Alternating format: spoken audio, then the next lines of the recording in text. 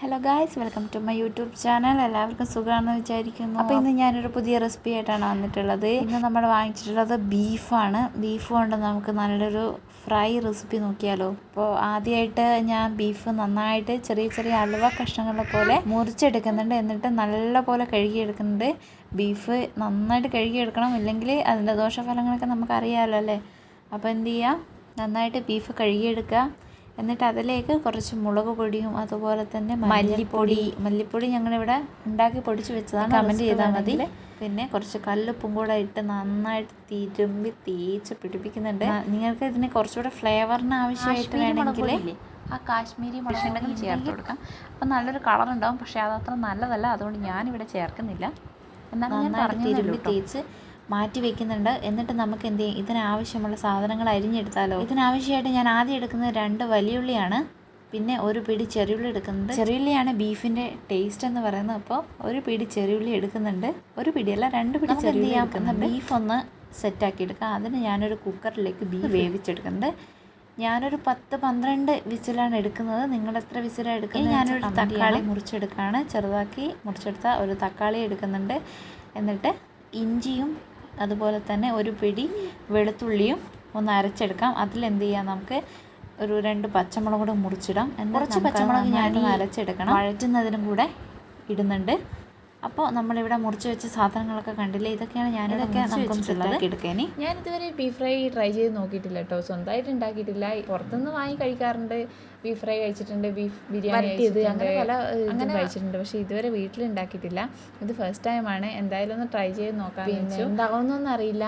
Beef ഇഷ്ടമില്ലാത്ത ആരെങ്കിലും ഉണ്ടെങ്കിൽ എനിക്കൊന്ന് കമൻറ്റ് ചെയ്യണം. അതുപോലെ തന്നെ ഇതുവരെ ബീഫ് ഉണ്ടാക്കാതെ, എന്നെപ്പോലെ ഇതുവരെ ബീഫ് ഉണ്ടാക്കാത്ത ആരെങ്കിലും ഉണ്ടെങ്കിലും എനിക്കൊന്ന് കമൻറ്റ് ചെയ്യണം കേട്ടോ. ഇതെങ്ങനെ ഉണ്ടാവുമെന്ന്. പ്രശ്നമില്ലാന്ന് തോന്നുന്നു. പെട്ടെന്ന് ഉണ്ടായി കഴിയുമെന്നാണ് എൻ്റെ ഒരു ധാരണ. കാരണം അങ്ങനെയാണ് എൻ്റെ അമ്മയുടെ എടുത്തിയും അതുപോലെ തന്നെ ഞാനിങ്ങനെ കുറച്ച് യൂട്യൂബ് വീഡിയോസൊക്കെ കണ്ടിട്ടുണ്ടായിരുന്നു. അതൊക്കെ വെച്ചിട്ട് ഞാൻ നോക്കുമ്പോൾ സിമ്പിളാണ്. അപ്പോൾ എന്തായാലും നമുക്ക് ഇനി ഒരു ചീൻചട്ടി ചൂടാക്കാം. ചീൻചട്ടി ചൂടാക്കിയിട്ട് അതിൽ കുറച്ച് വെളിച്ചെണ്ണ പാർന്ന് അതിലേക്ക് നമുക്ക് എന്തിടാം, പെരിഞ്ചീരകം. നല്ലൊരു ഫ്ലേവറിന് വേണ്ടിയിട്ടാണ് ഞാനിവിടെ പെരിഞ്ചീരകം ഇടുന്നത്.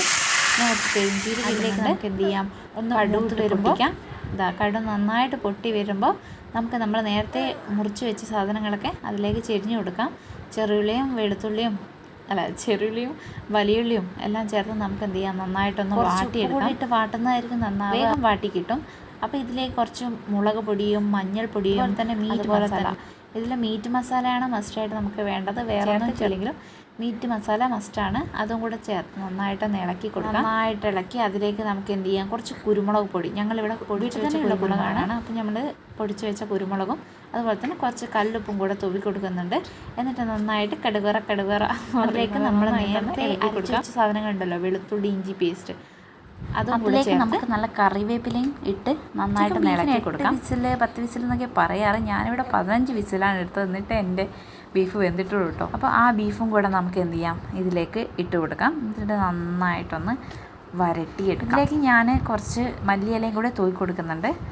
നന്നായിട്ട് മുറിച്ച് വെച്ച് മല്ലിയിലയും കൂടെ തൂക്കിയിട്ടാണ് ഞാൻ ഇത് അടച്ച് വെച്ച് തേങ്ങാക്കൊത്ത് ചെറുതായിട്ട് കുറച്ച് വെളിച്ചെണ്ണ ചൂടാക്കാൻ ശേഷം ഈ തേങ്ങാക്കൊത്തും അതുപോലെ തന്നെ വറ്റൽമുളകും കുറച്ച് കറിവേപ്പിലയും കൂടെ ചേർത്ത് നന്നായിട്ടൊന്ന് വാട്ടിയിട്ട് നമുക്ക് ഈ ബീഫിലേക്ക് ചെരിഞ്ഞ് കൊടുക്കാം. ഇതിൽ നിന്നൊരു മണം വരാണ്ട് എൻ്റെ അമ്മ ടേസ്റ്റ് എന്ന് പറഞ്ഞാൽ ഇതാണ് ടേസ്റ്റ്. അടിപൊളിയാണ്. നിങ്ങൾ എന്തായാലും ഒന്ന് ട്രൈ ചെയ്ത് നോക്കണം. ബീഫ് ഫ്രൈക്ക് ഇതിലും നല്ല റെസിപ്പി കയ്യിലുണ്ടെങ്കിൽ എനിക്ക് കമൻറ്റ് ചെയ്യണം കേട്ടോ. ബീഫ് ഫ്രൈ ഉണ്ടാക്കിയവരും അതുപോലെ ഉണ്ടാകാൻ പോകുന്നവരും എനിക്ക് കമൻറ്റ് ചെയ്യണം.